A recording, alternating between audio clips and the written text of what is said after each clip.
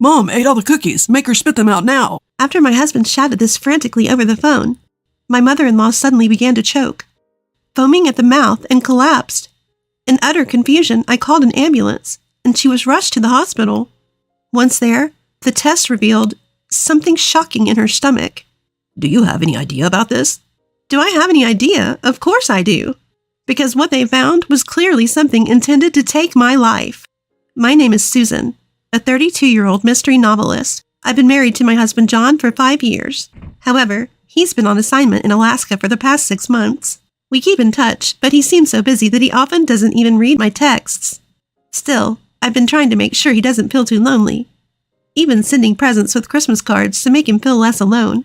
In January, I sent a New Year's card, and in February, I sent Valentine's chocolates. He responded to each with a simple thank you text message. In March, a box of cookies arrived from him, accompanied by a message that read, I enjoyed your Valentine's chocolates. I was so excited when I saw the cookies that I immediately called him. The cookies arrived. Thank you so much. Thank you, too, for the New Year's card and chocolates. I'm sorry I couldn't come home for the holidays. No worries. It's hard to book flights during that time, and the tickets are expensive. Actually, these are the first cookies I've ever baked. I hope you like them. Really? I'll savor them while I'm working on my novel. However, while I was on the phone, I heard a crunching noise behind me.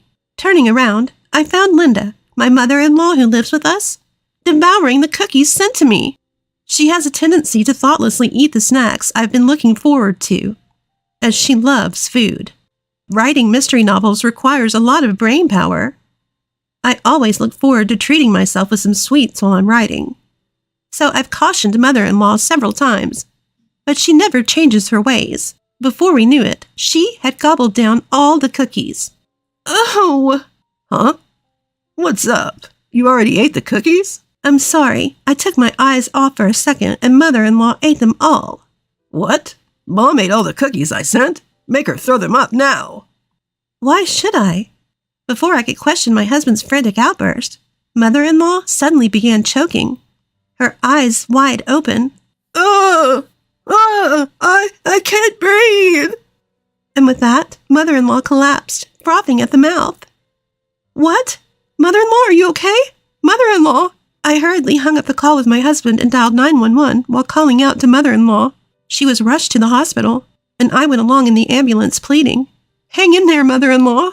When we got to the hospital, they pumped her stomach and analyzed the contents. The results were shocking. Actually, we detected a certain poison in Linda's stomach. The doctor went on to explain to my son's self that the poison was a highly dangerous substance, odorless and tasteless. It could kill a person with as little as 1 to 3 ounces, and mother-in-law had ingested more than half of that lethal dose. She would need to stay in the hospital for a while for treatment. I hate to ask, but do you have any idea how she might have ingested this poison? At the doctor's words, I remembered what mother-in-law had eaten just before, and I felt a cold shiver of terror. This couldn't be. It had to be a mistake. I sat in a chair by my mother-in-law's still unconscious form, my thoughts a blank. But I had to confirm. As soon as I got home to prepare for my mother-in-law's hospital stay, I called my husband. He seemed worried about mother-in-law's sudden collapse. Is Mom okay? It looks like she'll have to stay in the hospital for a while. She's unconscious after ingesting poison. Poison? How? How could that be? So I need to ask you something. The cookies mother-in-law ate just before she collapsed, you made them, right? Are you trying to say you suspect me? Suddenly my husband's tone hardened. But from the situation, that's the only explanation that makes sense.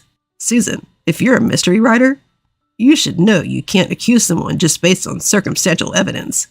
Are you trying to treat me like a criminal without any real proof? My husband criticized me harshly. It was frustrating, but he was right. But then he said something that made me question my ears. If anything, you were the one closest to Mom. You're the one who looks suspicious. What? Are you trying to pin the blame on me? Well, you started this by suspecting me first, didn't you? We ended up in a blame game for a while. Finally, my husband lost his temper. Enough. You can't call the cops without evidence. Anyway, I'm not coming back, so you better take care of Mom. He slammed down the phone after yelling at me like that. I was shocked, having just had an argument with my husband and then being accused by him. I stared blankly at my phone for a while, but slowly anger started to bubble up within me. Oh, so that's how it is. If you're going to play that way, I'll collect the evidence myself and corner you. Pumping myself up, I grabbed a pair of white gloves and a clear bag used by police to hold evidence from my study. Originally, I bought them as props for the mystery novels I write. Who knew life would bring me a moment to use them in reality? But even with all that said, I didn't know where to start. After all, this was my first time dealing with a real-life situation like this.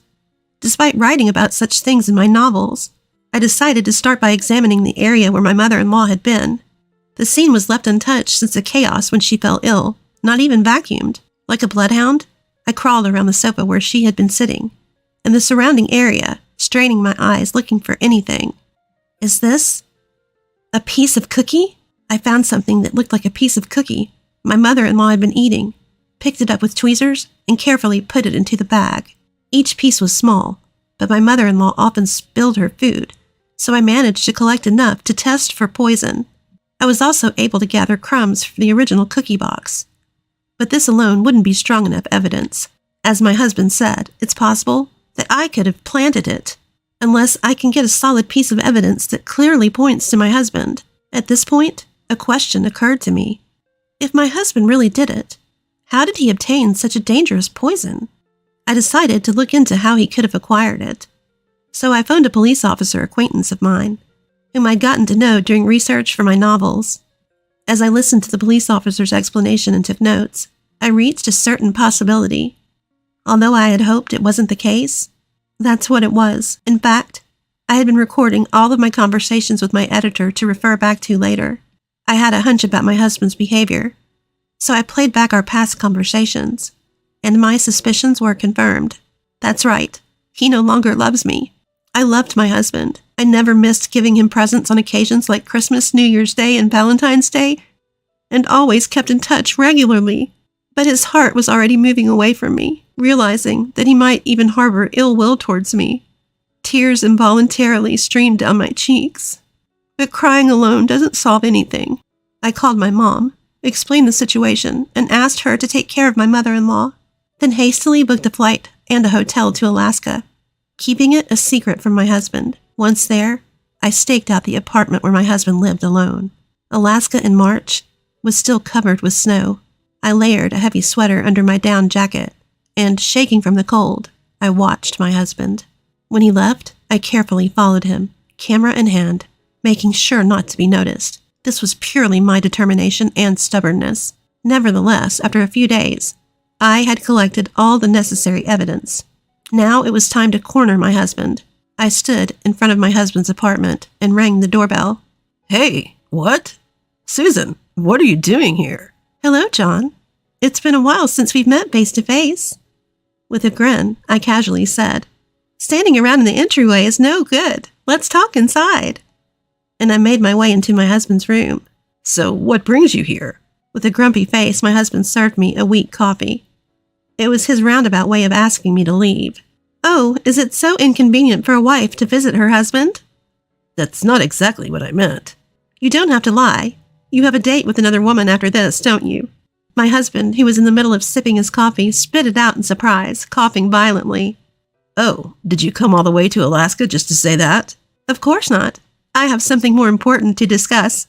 I want us to get a divorce. Please, sign the papers. Whoa. You're still holding a grudge over our argument about Mom? You need to stop with your delusions. While staring at the divorce papers I handed him, my husband expressed disbelief, but there was a look of panic on his face, and he was breaking out in a cold sweat. If you're saying I did it, then show me the evidence. The cookie is inside Mom's stomach. I bet nothing's left. I thought you might say that, so I've gathered some evidence. I'm not so reckless as to fly over here for $500 one way without proof. I first showed him a fragment of a cookie in a clear bag. First, a piece of the cookie you sent. It's enough to detect poison. Even if poison was found in my mother-in-law's stomach, it doesn't necessarily mean the cookie was the cause, so we'll examine this. But like I said before, there's a chance you put poison in, Susan. I asked a police officer friend about the poison, and it's not something easily obtained. It's not something a layperson can get through normal channels. It would have to be from a specialized pharmacy. That makes it even less likely to be me. I don't work for a pharmaceutical company, and I'm not a pharmacist. My husband slammed his palm on the table to try and intimidate me and end the conversation, but I calmly continued. That's why I thought there might be an accomplice. You seem quite close with this girl, don't you? I presented the next piece of evidence, a photograph. It was a snapshot I had taken while tailing my husband. Seeing it, his face twisted in shock. In the photo was a woman clinging to my husband's arm in a very intimate manner, and my husband had his arm around her waist. Her name is Anne. She works at a nightclub. I took this photo in Anchorage. Susan, aren't you ashamed of yourself for taking secret photos like this? Aren't you ashamed of getting close to a nightclub girl while you have a wife? In response to my counterattack, my husband choked on his words and glared at me with resentment. But I would not be intimidated. Apparently, this girl named Anne is working at a nightclub while studying to become a pharmacist at a pharmaceutical university. Maybe she snuck out some poison from the university and talked you into sending me a cookie laced with it. No, I've only met her at the nightclub. I had no idea she was studying to become a pharmacist or anything about the poison. This is pure speculation with no evidence. The husband, stuttering and stammering, tried to keep up his excuses. I sighed and pulled out my mobile phone. You know, I think you value her more than me. Sorry, but I have proof. Turning the volume all the way up, I began to play a recorded call between my husband and me. The call should have been coming from his room, yet the faint sound of a shower running and a woman's voice calling, "John, come join me," could be heard in the background. Even for me, it was so faint that I wouldn't notice unless the volume was turned all the way up. Well, your claim of only ever meeting her at the nightclub is clearly a lie. If I dig deeper into the voice, I can find out who it belongs to. Okay, I get it. I cheated. So what? It's your fault for not being as attractive as Anne. And my infidelity doesn't prove that I poisoned anyone. The husband, now defiant, sprawled out without any sign of remorse. I decided to play him another call recording. Just before my mother-in-law collapsed, my husband could be clearly heard saying, "Did Mom eat all the cookies I made? Make her throw up immediately." Can you explain why you said that if you knew nothing about it? My husband bowed his head. Turning pale, he started to speak in a strained voice. "Susan, how much do you know?"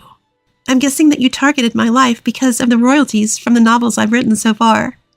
At that, my husband took a sharp breath, presumably because I'd hit the nail on the head.